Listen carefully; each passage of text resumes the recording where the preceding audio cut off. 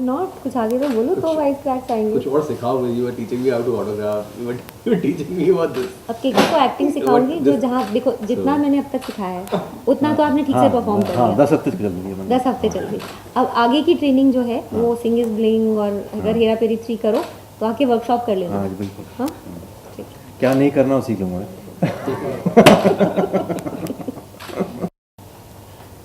चलो ये तो बड़ा अच्छा वाला था।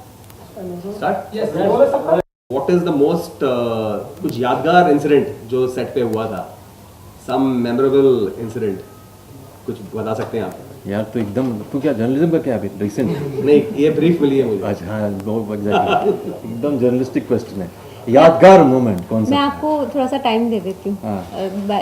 You can buy some time. मैं एक बताती हूँ, जब जर्नलिस्ट आपसे पूछते हैं ना कई बार कि क्या क्या यादगार इंसिडेंट है शूटिंग पे, तो कई बार वो लोग क्या होते हैं, अपने बड़े सेट क्वेश्चंस होते हैं उनके, तो वो कैमरा ऑन करके अपना टेक्सटिंग शुरू कर देते हैं साइड पे। तो मैं बोलते बोलते मैंने कहा आज सेट पे शेर आया था और फिर हमने उसे खाना खिलाया और शूटिंग दिखाई, तो वो टाइप करते गए till the cameraman told her के ध्यान दे क्या बोल रही, नहीं तो कुछ भी रिकॉर्ड करके ले जाओगे फिर वहाँ जाके डंडे पड़ेंगे। सो दैट्स अ क्या होता है इन इंडिया में डायरेक्टर को सब कुछ करना पड़ता है, उसको स्पॉट बॉय का जॉब भी करना पड़ता है, उसको जर्नलिस्ट भी बनना पड़ता है, उसको प्रोडक्शन वाला भी बनना पड़ता है, सब कुछ करना पड़ता है। तो इसलिए अभी मुझे आदत हो गई है, इसलिए मेरे जर्नलिस्ट टाइप के क्वेश्चन आ रहे हैं आपको। कोई नहीं, ऐसे अच्छे दिन भी आएंगे जिसमें आपको जर्नलिज्म ना करना पड़े। नहीं बट यार ओवरऑल एंजॉयमेंट था मेरे को। I really can't pinpoint one day and one,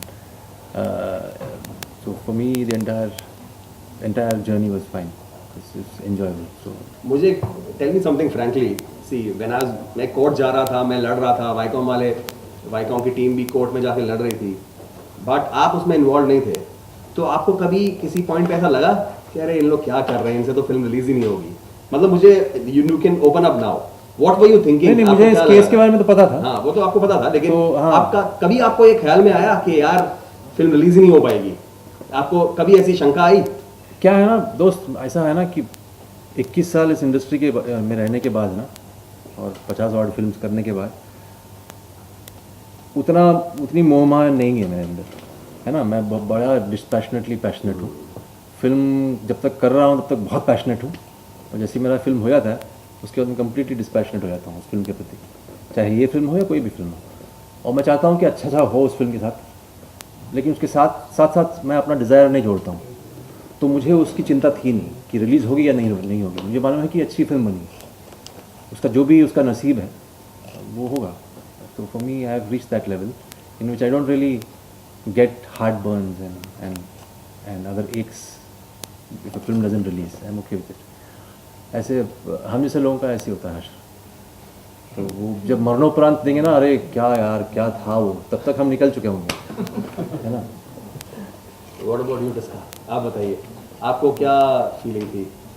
क्योंकि आई रिमेंबर आपको काफ़ी एंग्जाइटी थी, आप मुझे पूछती थी क्या हो रहा है कोर्ट में, क्या हो रहा है, क्या अभी रिलीज होगी नहीं होगी। क्योंकि जितना मुझे तो बहुत एंग्जाइटी थी, आई वाज वेरी एंशियस। तो मुझे लगता है आपको भी कुछ एंग्जाइटी थी ना। अभी आप ओपन अप करके बोल सकते हैं, व्हाट वर यू थिंकिंग?